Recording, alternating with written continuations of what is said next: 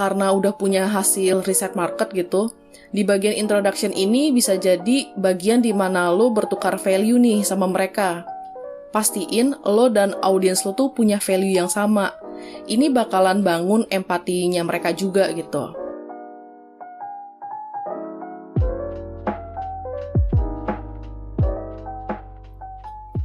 Halo, welcome back to Ngomongin Bisnis by Melon Branding bareng gue Rai.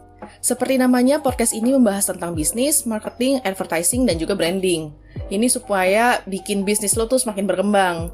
Kita juga udah punya nih beberapa episode yang bisa lo dengerin abis ini untuk menambah insight buat pengembangan bisnis lo. Atau bahkan kalau lo baru mau mulai bisnis ya, semua episode dalam podcast ini bisa jadi relate kok buat lo semua. Nggak cuma ada di podcast nih, lo bisa belajar-belajar yang tadi udah gue sebutin tuh di website kita di www.melonbranding.com dan lewat Instagram kita di @melonbranding. Nah, pembahasan hari ini nggak beda jauh nih sama pembahasan kita di episode sebelumnya. Kemarin gue udah bahas kan salah satu cara branding itu dengan storytelling. Wede, biasanya kan storytelling itu semacam dongeng anak ya sebelum tidur. Mirip nggak tuh? Daripada kebanyakan bingung, lo dengerin dulu deh episode kemarin. Dan sekarang gue bakalan pretelin bagian dari storytelling untuk branding ini. Pertama, dalam sebuah cerita, lo mesti kasih tahu dulu nih konteksnya atau introduction dari cerita lo. Kasih tahu karakternya siapa, lagi ngapain, di mana, lagi bareng siapa, mesti jelas tuh semuanya. Sebisa mungkin karakter utama ini adalah gambaran dari target market lo. Kenapa tuh mesti kayak gini? Tujuannya buat menciptakan namanya tuh mirroring experience lah. Lo bangun empati dulu nih sama audiens lo. Di bagian introduction ini juga, pastiin lo udah punya data riset tentang audiens lo juga ya. Terus juga, karena udah punya hasil riset market gitu, di bagian introduction ini bisa jadi bagian di mana lo bertukar value nih sama mereka. Pastiin lo dan audiens lo tuh punya value yang sama. Ini bakalan bangun empatinya mereka juga gitu.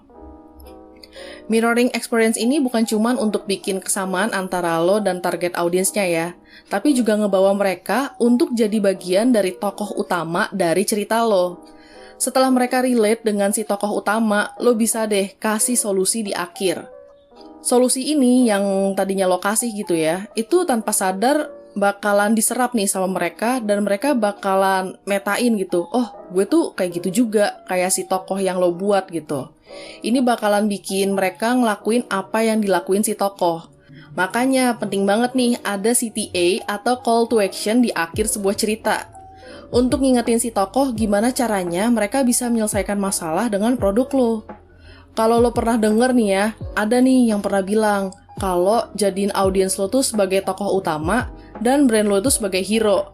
Nah, kurang lebih tuh journey storytellingnya kayak yang gue sebutin barusan lah. Kalau bisa dibilang, mesti ada identification, challenge, dan juga solution. Dari mana nih lo bisa tahu challenge yang mereka alamin? Ya, tadi ya, dengan research.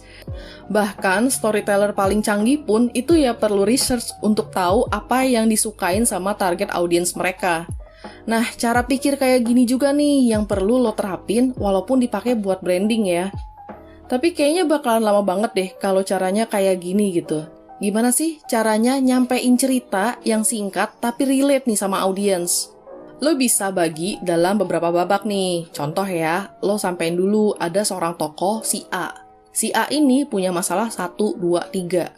Tapi pelan-pelan juga ya, biar fokus. Setelah selesai, lo sampein masalahnya di konten yang lain. Lo sampein deh solusi beserta juga dengan call to action.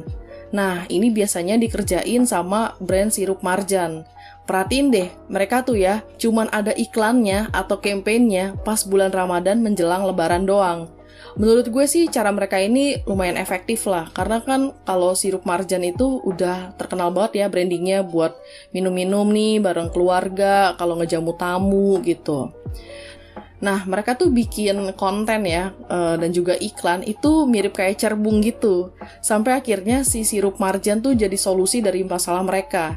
Kalau lo perhatiin tuh, iklannya tuh biasanya ada part 1, part 2-nya lah. Part 1 udah ngomongin masalah, terus part 2-nya itu muncul nih si sirup marjan itu.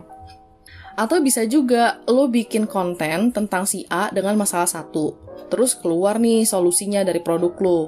Di konten berikutnya, si A dengan masalah 2, bisa diselesain juga dengan produk lo. Ini juga yang biasanya dikerjain sama grup Gojek. Mereka nggak nanggung-nanggung lah bangun storytellingnya, bagus banget. Di satu bagian, mereka bisa ceritain susah mudahnya pakai dompet digital, tapi semua bisa diselesaikan dengan GoPay. Nonton Netflix nggak pakai ribet juga, karena pakai GoPay. Belanja biar cepet pakai GoMart. Emang sih, brand Gojek ini ada banyak persona, karena layanan mereka yang mereka punya gitu ya, emang banyak gitu. Tapi ini bisa jadi pertimbangan lo kalau brand lo itu punya banyak produk dan juga layanan. Ya kalau misalnya baru mulai mungkin nggak perlu yang kayak secanggih Gojek lah, tapi ide besarnya itu yang bisa lo tiru. Walaupun bisa bangun ceritanya kayak beda-beda gitu, gue saranin lo harus punya benang merah yang sama ya. Jangan belang-belang. Istilahnya nih, at least lo punya satu campaign lah yang jadi payung dari storytelling lo, biar ceritanya nggak ngalor ngidul kemana-mana. Bermacam-macam, tapi intinya tetap sama lah. Masalah audiensnya serupa, terus juga solusinya udah pasti ke produk lo. Nah, call to action ini bisa divariasiin sesuai dengan target audience atau format objektif dari setiap storytelling yang udah lo buat gitu. Karena setiap cerita ataupun juga setiap storytelling itu, lo juga make sure sebenarnya ini tuh tujuannya apa sih gitu, objektifnya apa, apakah hanya untuk menaikkan awareness, apakah udah sampai ke consideration, atau udah sampai ke direct mereka gitu, nge-direct mereka untuk, ya udah lo segera pakai nih produk gue gitu kan, supaya masalah lo cepet selesai. Itu bisa kayak gitu, dan itu lo harus sesuaiin dengan setiap masing-masing konten storytelling yang udah lo buat. Ketika lo bangun storytelling kayak gini, biar rapi ya, lo juga mesti buat storyline-nya juga. Jadi kelihatan tuh journey atau rangka dari cerita lo itu kayak gimana. Storyline ini juga akan ngebantu tim lo punya jalan pikiran yang sama, dan ketika eksekusi ya, kalian tuh punya arah gambaran cerita yang sama juga gitu. Bahkan jadi lebih bisa dimacem-macemin.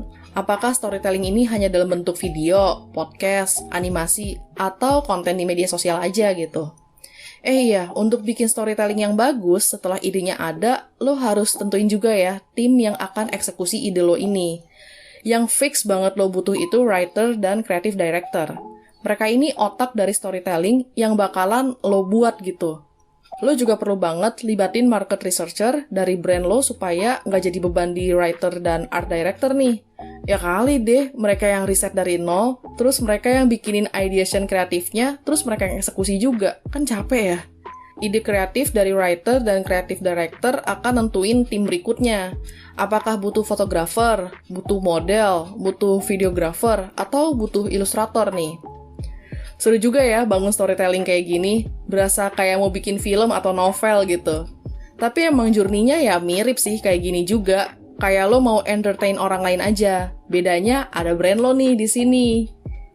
Minggu depan gue masih bahas nih tentang storytelling lagi. Dengerin terus ya podcast Ngomongin Bisnis. Ngomongin Bisnis akan tayang 1 episode setiap minggunya di Spotify. Kalau ada ide mau bahas apa nih, atau misalnya ada kritik dan saran, bisa banget lo DM kita di @melonbranding. Biar afdol, jangan lupa tuh di-follow. Soalnya info episode terbaru sering dipublish juga di sana. Thank you udah dengerin gue. Sampai ketemu di episode berikutnya. Bye-bye!